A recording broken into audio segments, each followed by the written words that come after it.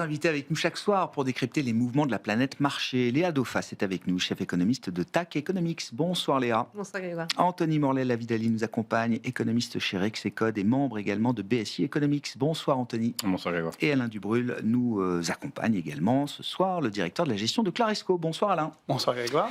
Léa, une baisse de taux, oui, bien sûr, de 25 points de base, très certainement délivrée demain soir par la Réserve fédérale américaine. Pourquoi faire ? Pourquoi faire ? Oui. Pourquoi faire ? Pour faire face à la situation de statu quo dans laquelle on était depuis quelque temps, on a à la fois les contraintes politiques appliquées par l'administration américaine sur la Fed. On était dans ce statu quo où la Fed attendait de voir les premiers signaux sur comment l'économie américaine se remettait justement de ces décisions de l'administration américaine. Et là, on est dedans. On parle des tarifs. On parle des Oui, tarifs. Oui. Parce que les décisions, elles sont nombreuses, tarifs, mais celle des tarifs est l'éléphant au milieu de la pièce. Des tarifs, du One Big Beautiful Bill, des promesses qui commencent à arriver pour les midterms, de beaucoup de choses. Et aujourd'hui, en tout cas sur le mois de septembre, on commence en fait à voir les premiers effets visibles macro de ces mesures, qui sont à la fois les effets sur les tarifs, sur l'inflation via les tarifs, mais aussi ce côté choc de confiance qu'on avait connu au premier semestre et qui se matérialise ou pas dans les données réelles. Vous mentionnez les ventes au détail, c'est un point, mais surtout les données d'emploi. L'emploi, il faut le savoir, c'est un indicateur quasiment coïncident de récession aux États-Unis. On avait une sorte de bulle sur l'emploi où on vivotait autour de 200 000 créations d'emplois associées à des créations fortes dans certains secteurs. Là, l'emploi a normalisé. 22 000 créations d'emplois le mois dernier, pas mal de révisions à la baisse. Et en fait, on a un peu aujourd'hui cette balance aux États-Unis où on a d'un côté l'emploi qui se dégrade. Alors, nous, on ne pense pas que c'est un signal précurseur d'une récession aux États-Unis, mais en tout cas, on sait que le ralentissement de l'emploi amène à un ralentissement de la croissance.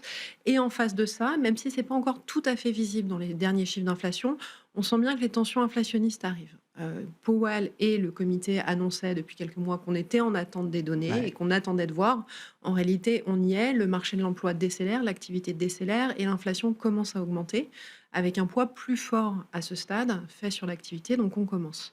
Et c'est ce que vous mentionniez, la question, c'est pas tant les 25 BP, c'est en fait le risque asymétrique entre un emploi qui va dégrader plus vite et une Fed qui pourrait effectivement aller chercher les niveaux que le marché est en train de pricer aujourd'hui, des taux Fed Funds de fin autour de 3, ou au contraire, une Fed qui ralentit parce que l'emploi est visible, mais qui fait face dans les prochains mois, probablement d'ici fin d'année, à une inflation qui, elle, commence à augmenter, pas dans des niveaux de spirale, mais une inflation qui est bien au-delà des cibles de la Fed. Donc le moment de demain, c'est en fait la Fed qui lance sa bascule avec quel poids elle met entre décélération de l'activité à venir et contraintes d'inflation qui se reprennent. Les derniers messages envoyés par Jérôme Powell en tant que président de la Réserve fédérale américaine sur cette question de l'inflation liée aux tarifs étaient plutôt de dire qu'ils envisageaient que cette inflation soit temporaire, transitoire. En tout cas il y avait de grandes chances qu'effectivement, il y ait une forme de one-off sur les prix, en tout cas qu'il y ait une bosse, et que ce ne soit pas un sujet forcément de long terme pour la Réserve fédérale américaine. C'est quelque chose qui peut réaffirmer ce soir, Jérôme Powell ? C'est ce qu'il doit réaffirmer dans tous les cas. On voit bien les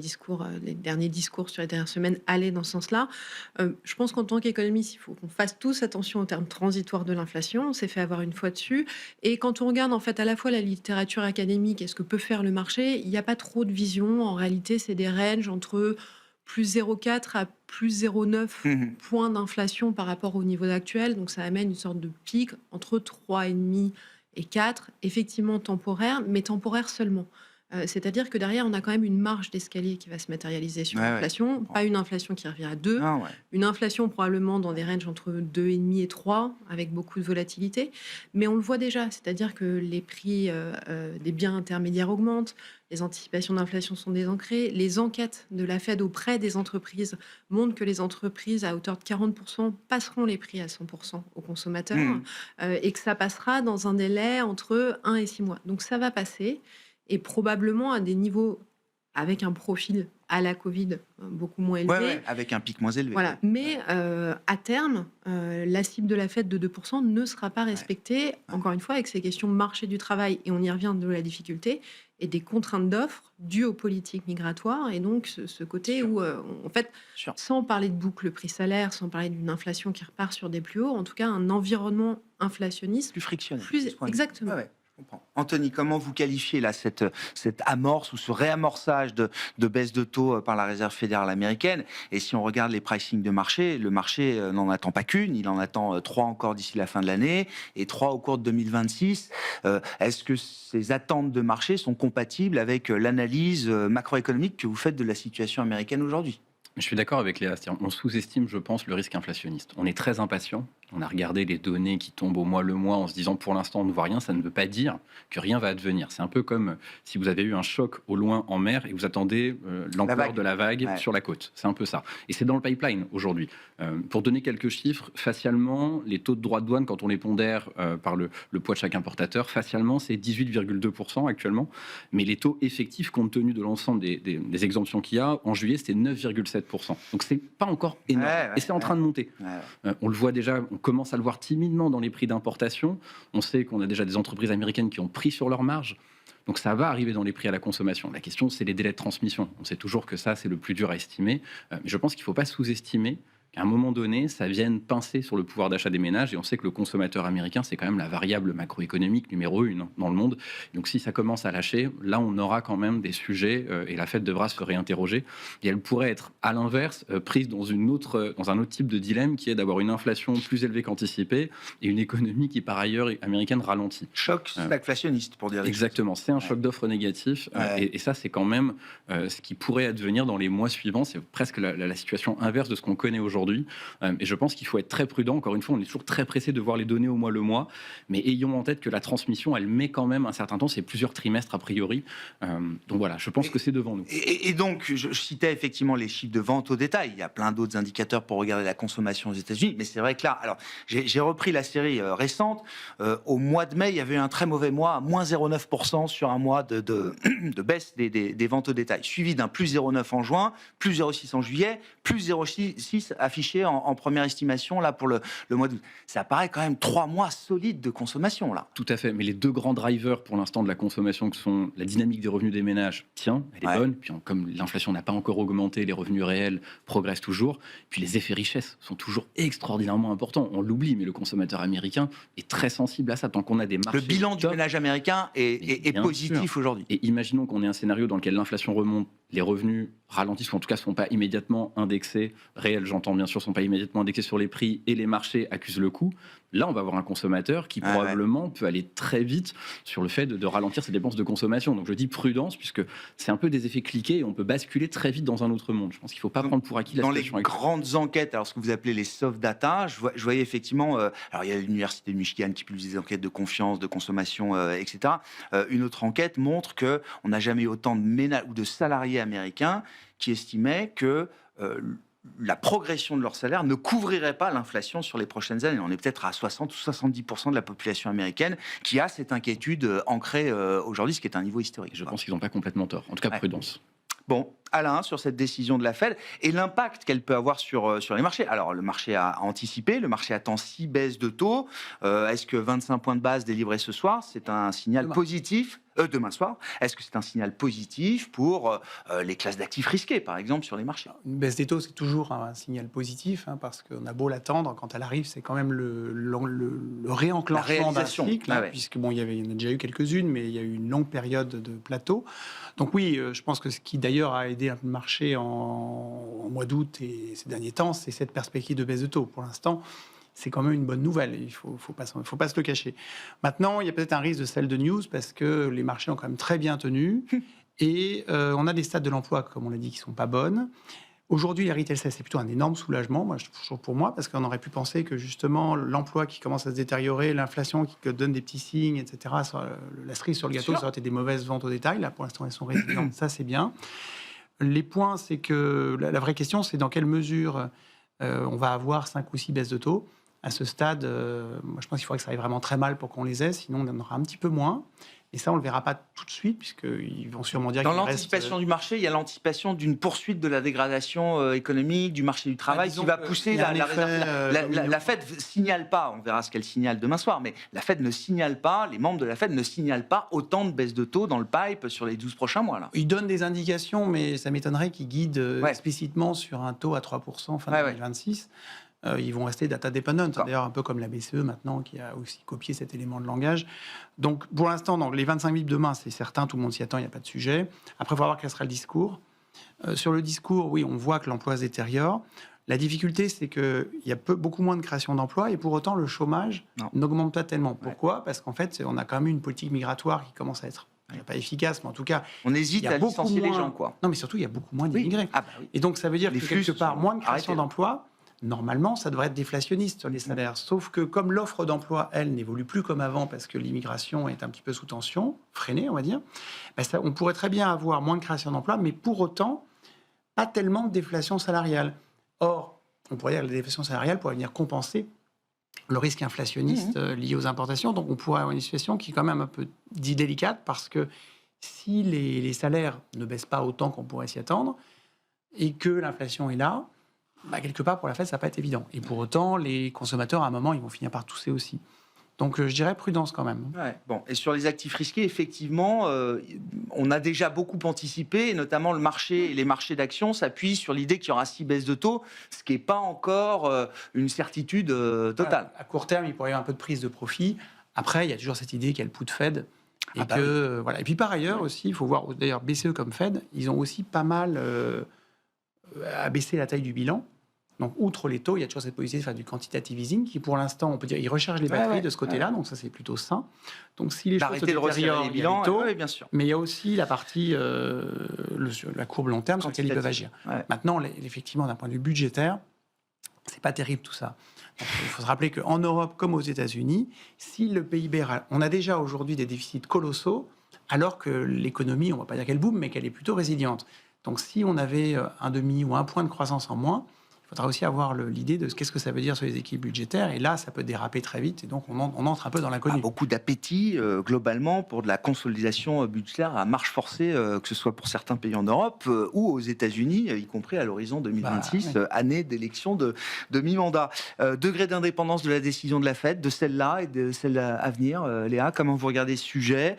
Est-ce que c'est déjà un trouble pour les investisseurs, les économistes ? Est-ce que dans les 6 baisses anticipées par le marché, est-ce qu'il y a l'anticipation d'une politisation, d'une instrumentalisation de la Réserve fédérale américaine au profit de la politique menée par l'administration Trump aujourd'hui ? Il y a probablement un peu cet effet-là, vu le taux Fed Fund cible qui est fait à ce stade. Il y a probablement derrière le sentiment qu'avec les changements de gouverneur que Trump est en train de... La pression politique peut rajouter une petite baisse de taux comme ça au passage. Faire en sorte que le poids de l'emploi est un poids plus important que le critère d'inflation dans la décision des membres.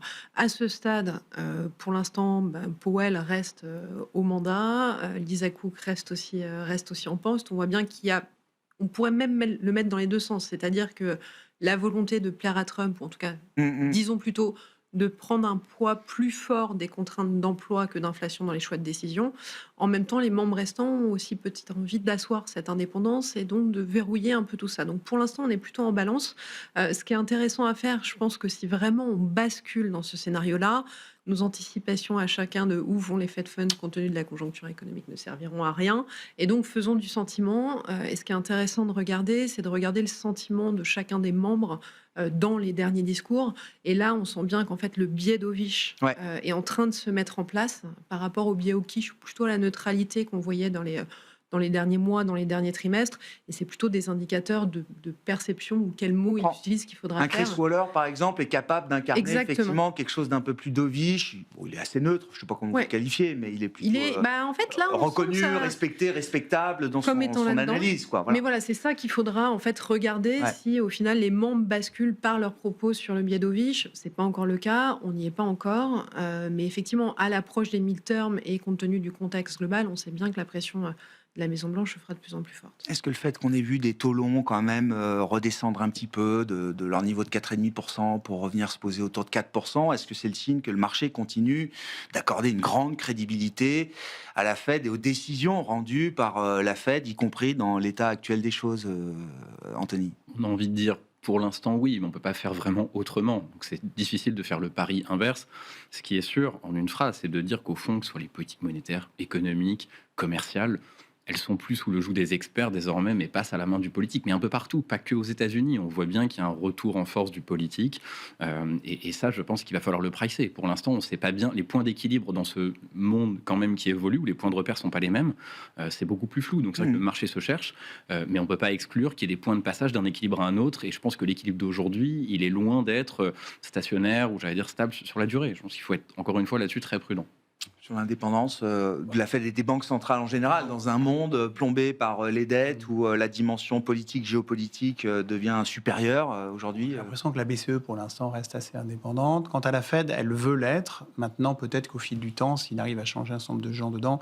Mais globalement, ça n'est pas l'intérêt de la Fed d'être soumise, parce que s'il y avait une politique monétaire trop accommodante sur le court terme, ça se traduirait, je pense, par une baisse du dollar d'une part, et d'autre part. Et à la fin aussi, une repentification de la courbe avec un 30 un 30 ans qui pourrait aller retutoyer les 5%. Et ça serait une perte de crédibilité forte. Contre-productif. Au final, beaucoup plus coûteux. Mais bon. Donc personne n'y a vraiment intérêt, même la Fed. Donc elle pourra donner l'impression qu'elle cède aux pressions, mais je pense qu'elle ne sera jamais complètement aux ordres, sinon le prix à payer serait trop élevé. Or, Trump reste malgré tout historiquement un promoteur immobilier, donc il n'est pas totalement insensible. Au niveau des taux. Le taux 5-10 ans, il sait ce que c'est. Et il se dit que s'ils sont à 6, il y a un problème. Ça fera des dégâts. Alors après, ils peuvent décider aussi que la Fed achète à tour de bras, mais alors là, c'est le dollar qui va s'effondrer. Bon, la Fed, décision attendue demain soir. Évidemment, ce sera le plat de résistance de cette semaine sur les marchés. Évoquons le sujet français à présent avec vous. Alors, Léa, vous avez construit chez TAC Economics. Enfin, c'est l'idée que le risque social devient peut-être... alors, la première variable macro, j'en sais rien, en tout cas, devient une variable macro à part entière pour essayer de comprendre et d'anticiper ou d'estimer ce que vous appelez la trajectoire de marché de la France, c'est-à-dire la capacité du marché à continuer de faire crédit à la France via sa dette, notamment. Exact. En fait, on cherchait à modéliser l'OAT. Et en cherchant à le faire, on se rendait bien compte qu'il y avait une prime qui n'était pas tenable par des indicateurs macro traditionnels. Donc, qu'on n'arrive pas à capter. Qu'on n'arrive pas à capter. Donc, on est allé un peu fouiller dans des données sociales et politiques et on en est ressorti en fait avec deux types d'indicateurs qu'on inclut en fait désormais dans des modèles plutôt macro-financiers, à la fois des degrés de polarisation, fragmentation et de la société et des partis politiques, qui est aujourd'hui en fait avec une combinaison du pire dans les deux cas, une polarisation de la société et des partis similaires à ce qu'on voit aux États-Unis, et une fragmentation au sein des partis, donc plein de petits partis qui n'arrivent pas à s'entendre, similaires à ce qu'on peut voir dans certains pays européens, mais qui, eux, par contre, ont du fédéralisme ou une logique de coalition que nous n'avons pas. Et on a combiné à ces indicateurs politiques des indicateurs de tension sociale, dans lequel, en fait, c'est une combinaison de facteurs. On compte le nombre de manifestations, de violences à chaque événement, et on y combine ce qui est important du sentiment. Donc on prend la presse internationale et on regarde quelle est la perception du risque français social. Quand on combine ça, c'est assez impressionnant. En fait, on traque tous les épisodes de tension sur l'OAT. On l'a pour les Gilets jaunes, pour les réformes des retraites de 2023. Et le point intéressant, c'est que quand ces épisodes sont durables dans le temps, il y a une prime OAT qui se met en place. Aujourd'hui, pour avoir un ordre de grandeur, la prime des Gilets jaunes sur une échelle de 0 à 100, elle est autour de 80-90. Les réformes des retraites de 2023 dans les mêmes ordres de grandeur. La semaine dernière, au 10 octobre, on était à 60. On n'y est pas encore, ça a baissé depuis. Mais par contre, à partir du moment où ces tensions-là... 10 septembre, pardon. Et le 18, prochain test les jeudis social. Prochain test. Donc, pour l'instant, en fait, le sentiment reste négatif, mais les indicateurs de tension réelle observés, elles sont faibles. Si ces indicateurs si ces tensions sociales venaient à perdurer 3-4 semaines, des spreads sur l'OAT se mettent en place. Il y a une corrélation directe en isolant cette variable. Exactement. On arrive, et en mesurant ce risque social, vous dites qu'il y a une corrélation directe, une transmission directe. Exactement. À la prime de risque que les créanciers demandent à la France. Et en fait, ça fait en fait le lien avec pourquoi en fait l'OAT n'a pas réagi à l'ensemble des événements qu'on a eu sur les dernières semaines. En réalité, quand on fait vraiment du risque pays et qu'on regarde la situation dans laquelle on met du conjoncturel, de la soutenabilité et du politique, le risque pays français est le spread OAT est autour de 70 points de base. En fait, c'est quelque chose de structurel, dû à la rigidité des institutions, dû au blocage institutionnel qu'on connaît, à cette polarisation de la société et cette recherche de justice sociale que la population a et qu'elle n'est pas entendue. En fait, quand on combine tout ça, Alors, on a des questions d'ordre économique, on a des questions de soutenabilité. On est là où on doit être. Quand on était à 20-30 BP de spread, c'était là, finalement, une forme d'anomalie par rapport au fonctionnement de la France. Voilà, c'est exactement ça. Et aujourd'hui, alors, je ne vais pas mettre la bonne nouvelle, mais en réalité, si je fais un parallèle, c'est l'Italie des années 80-90. On aimerait tous voir la France revenir à de meilleurs niveaux. En réalité, les problèmes sont des problèmes sociopolitiques et on aura beau faire les trajectoires de dette ou les trajectoires de croissance possibles, on n'en sortira pas sans avoir résolu ces événements-là. Et c'est, alors, question à vous deux, Léa et puis Anthony, mais c'est un risque très spécifique à la France. Est-ce qu'il y a des chemins de contagion vers d'autres pays de la zone euro ? On a tous vécu ensemble à peu près la crise des souverains, donc on sait que ces chemins-là, ils existent. Est-ce qu'ils existent encore aujourd'hui ? C'est là où il faut faire le différentiel entre les pays européens et la France. Aujourd'hui, on est à part. Sur les trajectoires de croissance, sur les perspectives, sur les dynamiques de soutenabilité. Est-ce qu'on pourrait avoir une contagion française aux autres pays de la zone ? Le fondamental des autres pays n'est pas le même que le nôtre.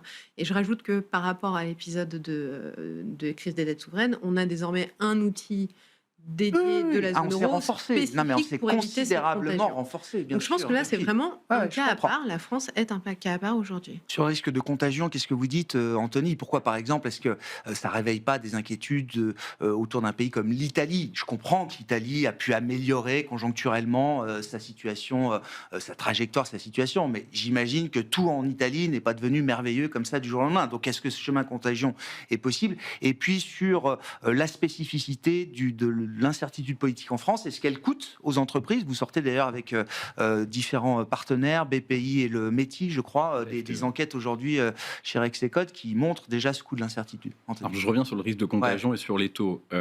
Tout d'abord, ce qu'on peut dire, c'est que le risque de contagion, au fond, est assez limité parce qu'on est, comme l'a dit très bien Léa, on est un peu hors norme.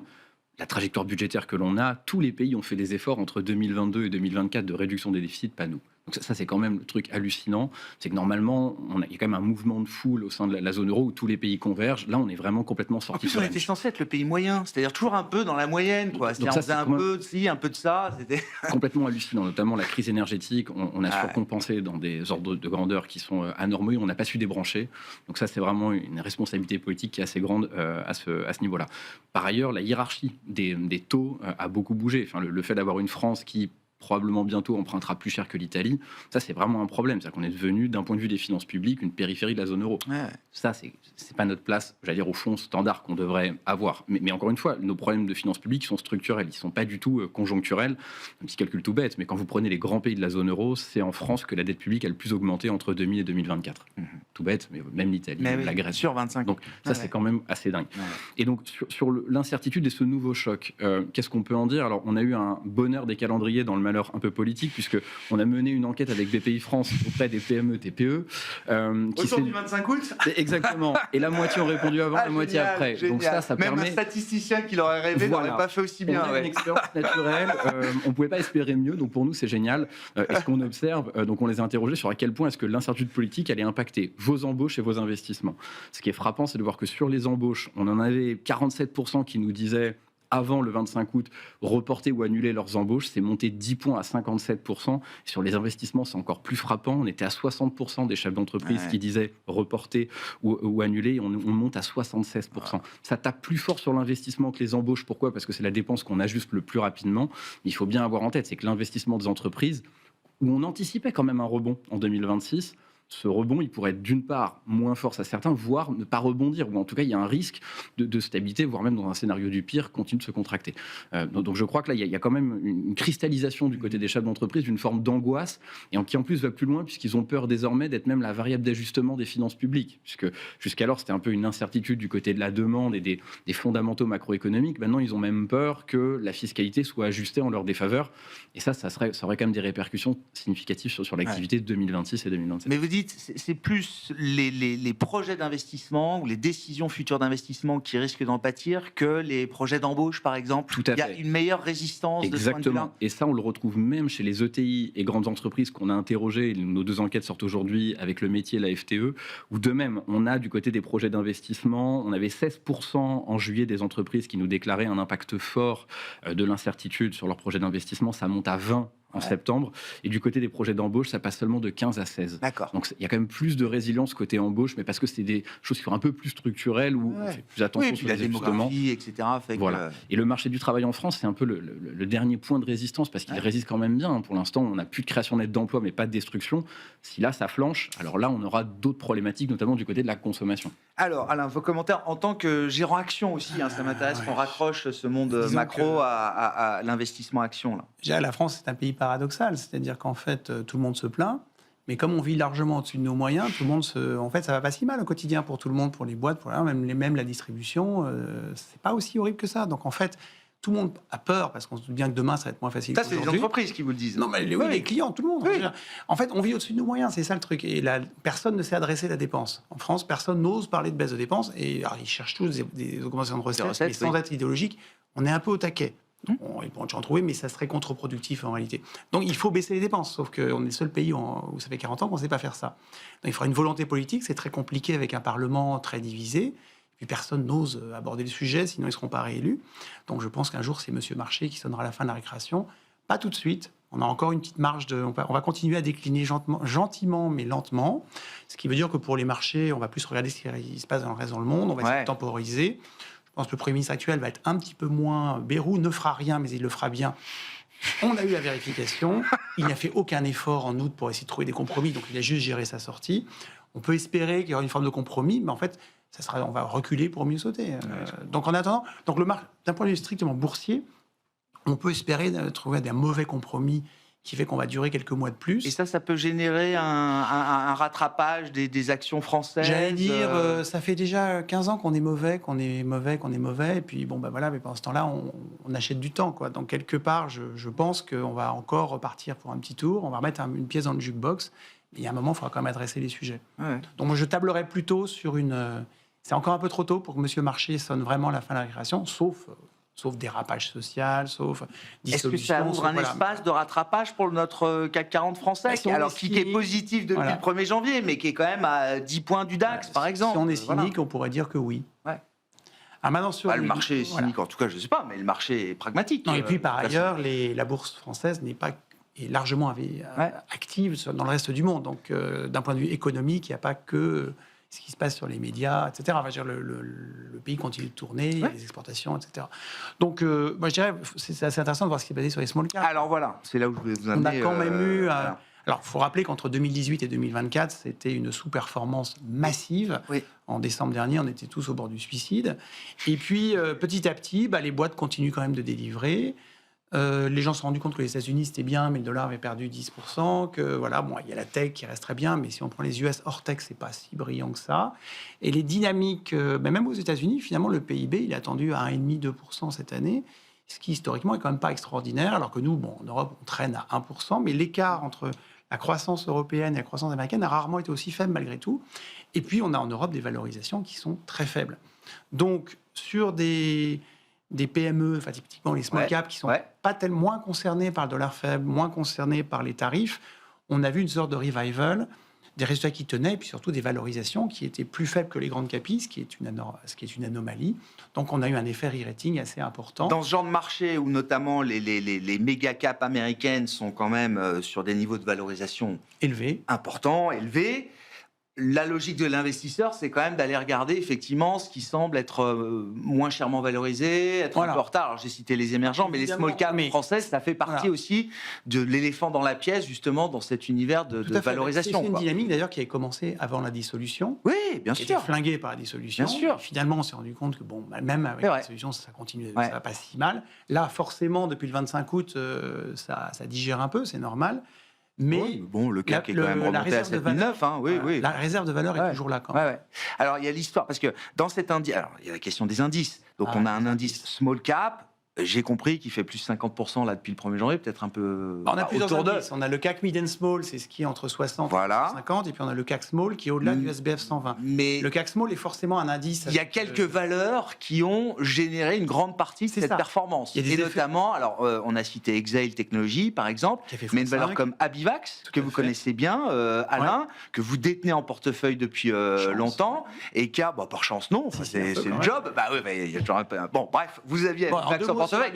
Et ça a explosé littéralement. Voilà. C'est-à-dire le small capper qui n'a pas d'Abivax cette année. C'est mort pour 5 ans. Voilà.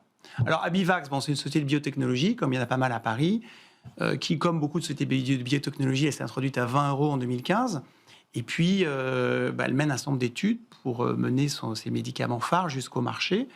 Et contrairement à d'autres, en fait, ce qu'elle a décidé de faire, c'est de ne pas faire des partenariats avec des big pharma, qui en général financent la phase 3, mais en échange, on leur abandonne les droits et on perçoit des milestones lors des succès, et puis des royalties entre 5 et 15% des ventes lorsque le produit arrive sur le marché. Eux, ils ont décidé de tout garder pour eux, ce qui a impliqué quand même... Grosse prise de risque. De tout financer. Donc ça se traduit par un certain nombre d'augmentations de capital, dilutives évidemment. Donc le coût, et puis le marché finit par se lasser. Donc le cours est passé de 20 € en 2015 à 5 € en mars dernier. Mais c'est quand même une société qui y croyait. Ils avaient recruté l'ancien PDG d'Ipsen, Marc de Garidel, en 2021. Donc moi, j'ai toujours pensé que c'est une société qui avait de l'ambition. Il y a toujours un risque, évidemment, mais bon. Et donc là, au printemps, on savait que les résultats allaient arriver, qu'ils avaient des chances d'être bons. Donc moi, j'ai toujours été assez présent dans cette valeur. Et puis, elle pesait malgré tout 2,2% du CAC Small. Ah oui, c'est une grosse pondération. En mi-juillet, le cours était passé de 5 à 8 €. Alors j'étais surpondéré, je m'étais encore repondéré. Et les résultats le 22 juillet étaient, pour une fois, très bons, double plus bons. On les attendait bons, mais ils ont été encore meilleurs au-dessus des attentes. Alors, il se trouve, la société est cotée au Nasdaq aussi. Donc elle avait déjà toute une clientèle américaine qui n'attendait que ça. Et donc, en fait, des résultats bons, quand on a un partenariat, ça peut faire un cours à plus 50%, plus 100, mais quand tout est tout pour vous, là, le cours, il est passé de 8 il est ouvert à 42, il termine à 60. Aujourd'hui, il est à 74. Donc, c'est un cours qui a fait x14 depuis mars dernier. Donc, quand on pèse 2,2% de l'indice, on passe à 10-12%. Actuellement, 17% de l'indice. Alors, évidemment, il est devenu trop gros, donc il sort de l'indice vendredi prochain, il passe dans le 1060. Mais comment on gère ça, là, en tant que justement gestionnaire de portefeuille? Moi, déjà, ça pèse plus de 2% de l'indice, vous étiez surpondéré à Bivax, ça explose, vous êtes obligé d'en vendre. Ah oui, de toute façon, dans un fonds UCITS, on n'a pas le droit d'avoir plus de 10% de la valeur. Voilà. Donc, j'ai écrété. Mais ma grande surprise, en fait, en regardant le lendemain, c'est que personne n'en avait. Personne. Bon, tant mieux pour moi, mais... Je crois que les biotech, beaucoup... étaient un peu échaudés, parce que mais heureusement qu'il y a Bivax, ça sauve 40 ans de désert. Complètement. Mais ce qui s'est passé depuis, c'est que du coup, un certain nombre de gérants se sont dit, mais attention, il y a quand même quelques biotech... Revoyons les dossiers de biotech. Les biotech à peu près crédibles, on va dire, Medincell, Nanobiotics, Valneva... Eh bien, celle-là, quelque part, ils se sont dit, mais attends, elle pèse 0,5, 1, 1,5. Toutes ces valeurs-là vont avoir des news intéressantes dans les 3, 6, 9 prochains mois. Elles ne seront pas forcément bonnes. Mais si elles sont bonnes, alors ça ne fera pas x10, mais bon, ça peut faire x2. Et là, il y a un certain nombre de gérants, et peut-être de particuliers aussi, qui se sont repondérés sur ces valeurs, qui, je pense, ont du potentiel, parce qu'il y en a pour moi qui n'en ont aucun, mais celle-là, oui. Bon, ça, et donc, c'est il y a eu un effet solidarité, dans la bibliothèque. Les gens qui n'en avaient plus du tout, est-ce que c'est plus large? Est-ce que le réveil des small caps, est-ce que c'est, encore une fois, c'est ma question, est-ce que c'est à mettre au crédit de quelques valeurs qui ont pris un poids exorbitant là en quelques semaines, ou est-ce que c'est un mouvement plus large, plus généralisé? C'est plus large, d'accord. Bon, il y a évidemment la biotech, il y a quelques valeurs de défense, par exemple Excel Technologies, qui était à 117 hier. Bon, elle baisse un petit peu ce résultat, mais ça reste quand même une valeur qui a fait x6 depuis le début de l'année et dont les thématiques restent très très solides. Donc la défense, les biotech, mais si on prend même les autres, le compartiment est quand même en progression. Et on a encore pas mal de sociétés qui sont sur des valorisations tout à fait intéressantes. Donc c'est pas terminé pour moi. Ouais. Bon, alors je suis pas sur les small caps françaises, mais ça permet de parler des marchés actions. Et toujours cette question de savoir si on est dans une bulle autour de l'IA, du Nasdaq, etc. Et si oui, à quel stade est-ce qu'on peut en être? Vous mesurez un peu ce genre de risque pour la stabilité financière, Léa? Est-ce qu'il y a une surchauffe là sur certains segments de marché? Je ne parle pas de micro-segments, je parle de segments un peu systémiques, bien sûr. Ce qui est en fait assez intéressant aujourd'hui, c'est quand on regarde les valeurs traditionnelles pour vérifier la surchauffe, on est en plein dedans. On est sur des PE qui sont à des niveaux pas possibles. On est sur cette bulle de l'IA. Moi, utilisant l'IA au quotidien, j'ai envie de dire que c'est pas une bulle, c'est un mouvement. Non, alors voilà. Mais peu importe. Il y a quand même un point qui, moi, me fait dire que c'est pas encore le moment, alors je me trompe peut-être, mais qui en fait, quand on travaille nous les modèles, c'est des choses dans lesquelles je mets pas de scénario, des arbres qu'on appelle des arbres récursifs.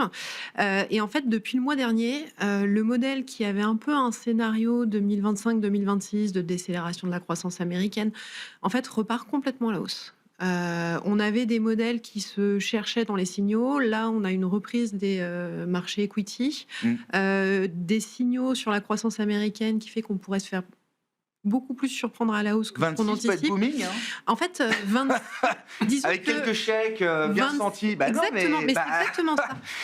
Et en fait, j'ai un peu envie de faire aujourd'hui le parallèle de la situation actuelle avec le début de l'année tel qu'on l'avait connu. C'est-à-dire qu'on a épuré un peu toutes les thématiques, tarifs, incertitudes, même si économiquement, encore une fois, hein, ce que dit Anthony, ça va arriver. C'est pas parce qu'on ne le voit pas dans les chiffres que ça ne va pas avoir d'impact. Mais en réalité, aujourd'hui, j'ai un peu envie de faire ce parallèle-là d'une économie américaine sur laquelle on a un peu tous oscillé, qui au final, pour des raisons X ou Y, se reprend. Ces bulles de la tech qui, dans ce comportement-là, fonctionnent. Et puis, derrière, hein, c'est toujours la même chose. L'effet richesse, on entretient, ça continue. Mais pour l'instant, à ce stade, oui, on continue. Il y a juste un point, vous mentionnez risque systémique, que je veux mettre en avant, et vous en discutiez en introduction sur les questions Chine. Nous, dans les scénarios, donc c'est des modèles de signaux, on a allumé un signal, et c'est très rare, sur l'activité chinoise et la croissance chinoise. C'est pas un modèle tout de suite, un énorme warning. Choc d'activité, ça ralentit trop. C'est plutôt à horizon fin 2026, donc on aura le temps d'en reparler. Mais c'est un point qui est assez rare dans des modèles pour se déclencher. D'accord. Et donc, voilà. D'accord. Disons que plutôt loin d'être sorti de l'ornière. Exactement. On ressort aujourd'hui et plutôt sur la fin d'année extrêmement positive, mais voilà, des sujets plutôt moyens. Sur un risque de surchauffe des marchés, voire de l'économie américaine en 2026, je sais pas si c'est un scénario central ou alternatif, mais pour aller dans le sens de Léa, quand même, ce qui est assez frappant, c'est de voir que même si l'économie américaine pourrait donner des signes de ralentissement, l'investissement tient incroyablement, et notamment l'IA. C'est plus un phénomène sectoriel, c'est un phénomène macroéconomique. Ça, c'est dingue. Les investissements sont tellement d'ampleur que ça finit par tirer vraiment la variable. Ça a des effets d'entraînement derrière. Investissement des entreprises. C'est pas réservé à une petite proportion de l'économie américaine. Et puis encore une fois, les montants sont tellement gros que ça tire l'ensemble de l'agrégat. Donc c'est juste quand même frappant de voir ça, c'est qu'au fond il y a un peu un sous-jacent tellement booming aux États-Unis lié au secteur de la tech où ils sont quand même encore en monopole. Alors bien sûr ça bouge pas mal côté chinois, mais ça reste quand même très localisé. Puis en Europe, peut-être qu'on en dira un mot, on va quand même pas vite et pas loin. Donc forcément, ça leur laisse une forme de monopole là-dessus, qui tire toujours la croissance malgré des émois politiques au fond. Et peut-être avec le fameux risque inflationniste qu'on a évoqué. Mais ça reste dans le paysage et pour l'instant, ça fabrique de la croissance. Bon, si vous voulez dire un mot de l'Europe, alors je sais pas, dernier discours en date de Mario Draghi, c'était hier à Bruxelles, c'est ça? On va pas assez vite. C'est le problème de la vitesse de la prise de décision. Et ce qui frappe, c'est quand même la différence entre le discours que tient Ursula von der Leyen et Mario Draghi tout de suite après, en disant mais non, le compte n'y est pas. Et on s'auto-satisfait quand même de très peu, alors qu'entre le rapport qui est sur l'étape de chevet de tout le monde et la mise en œuvre, il se passe quand même pas grand-chose. Donc la BCE se satisfait d'une croissance potentielle à moins de 1% aujourd'hui, par exemple. Oui, et puis on dit toujours qu'on est long, mais c'est parce qu'on respecte les règles de droit. Enfin, Mario Draghi nous dit clairement hier, faut arrêter. À un moment donné, il faut aller plus vite, on est capable de le faire. Et si on le fait pas, on va sortir de l'histoire. Enfin, c'est ces mots, et je pense qu'il a raison. Bon, en attendant, l'euro se remet en route vers les 1,20 là. Oui, c'est surtout lié à la faiblesse du dollar. En réalité. Mais sur l'Europe, la difficulté, c'est qu'on n'est pas assez dynamique, pas assez rapide. Toujours un peu, actuellement, il y a des brokers qui mettent en avant la thématique souveraineté. Moi, j'entends ça, mais le problème, c'est qu'en fait, quand on fait un programme souverain, c'est qu'on va subventionner un truc pour essayer d'être vaguement au niveau. Moi, je pense à Eutelsat, par exemple. On veut avoir notre propre truc de satellite, donc on va l'avoir, mais elle sera à peine profitable, parce qu'il faut l'avoir, mais c'est de la subvention. Il faut aller un peu plus loin, quoi. Et toujours essayer de rattraper. Alors, ça peut se concevoir militairement dans certains secteurs stratégiques, mais il faut aussi que ce soit des trucs qui s'autofinancent pour reprendre un peu le leadership. Et là, sur beaucoup de sujets, on est toujours un peu en retard. Bon, on s'arrêtera là pour ce soir et on ne va pas régler tous les problèmes de la zone euro là en quelques minutes, des problèmes déjà bien connus effectivement de la plupart des économistes bien sûr. Merci à vous trois d'avoir été les invités de Planète Marché ce soir. Léa Dauphas, chef économiste de TAC Economics, Anthony Morlet-Lavidali, économiste chez Rexecode, et Alain Dubrul, le directeur de la gestion de Claresco.